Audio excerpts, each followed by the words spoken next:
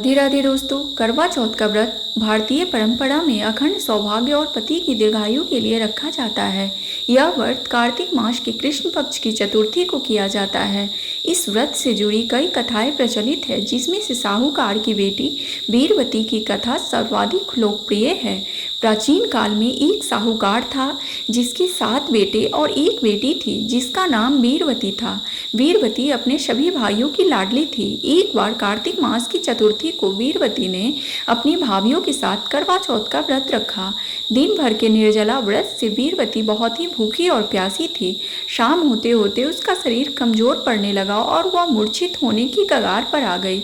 अपने बहन की यह हालत देखकर सातों भाई बहुत दुखी हुए और उन्होंने वीरवती का व्रत तुड़वाने के लिए एक षड्यंत्र रचा। जब रात को भोजन का समय हुआ और चांद नहीं निकला तो भाइयों ने नगर से बाहर एक पीपल के पेड़ पर आग जला दी और दूर से छलनी लगाकर उस आग की रोशनी को चांद जैसा दिखा दिया। वे घर आकर वीरवती से बोले, बहन देखो चांद निकल आया है, तुम अर्घ देकर अपना व्रत खोल लो। वीरवती की भाभियां जो इस चाल को जानती थी, उन्होंने वीरवती को समझाया कि यह चांद नहीं है, लेकिन वीरवती भाइयों के प्रेम के आगे कुछ सुन न सकी। उसने उस नकली चांद को देखकर अर्घ दिया और भोजन ग्रहण कर लिया। जैसे ही वीरवती ने भोजन का पहला कौर लिया, उसके पति की मृत्यु का समाचार आ गया। वीरवती के घर में हाहाकार मच गया। उसकी भाभियां ने जब सच्चाई बताई कि नकली चांद को देखकर व्रत तोड़ने के कारण ऐसा हुआ है, तो वीरवती बहुत दुखी हुई। उसने अपने पति का अंतिम संस्कार नहीं होने दिया। उसने प्रण लिया कि वह अपने अस्तित्व और तप से अपने पति को पुनर्जीवित करेगी। वीरवती पूरे 1 वर्ष तक अपने मृत पति के शव के पास बैठी रही, उसकी देखभाल करती रही।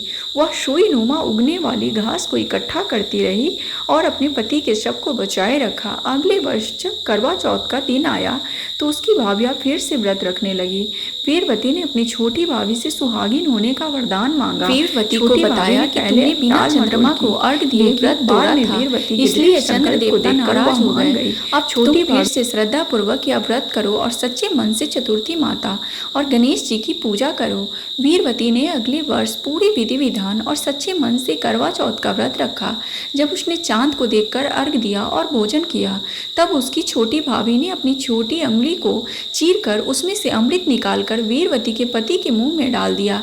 अमृत के स्पर्श से वीरवती का पति तुरंत श्री गणेश कहता हुआ जीवित हो उठा। इस प्रकार वीरवती को उसकी सच्ची श्रद्धा और तपस्या के कारण उसका सुहाग वापस मिल गया। हे श्री गणेश, माता गौरी, जिस प्रकार आपने साहूकार की बेटी वीरवती को चिर सुहागन का वरदान दिया, वैसे ही यह कथा सुनने वाली सही सुहागिनों को अखंड सौभाग्य का वरदान प्राप्त करो। यह कथा सिखाती है कि व्रत हमेशा नियम और पूरी निष्ठा के साथ ही करना चाहिए। सच्चे मन से किए गए व्रत और अस्तित्व की शक्ति से कुछ भी असंभव नहीं है। धन्यवाद दोस्तों, आप सभी को करवा चौथ की ढेर सारी शुभकामनाएं। और अगर आपको मेरी वीडियो पसंद आए तो उसे लाइक करें।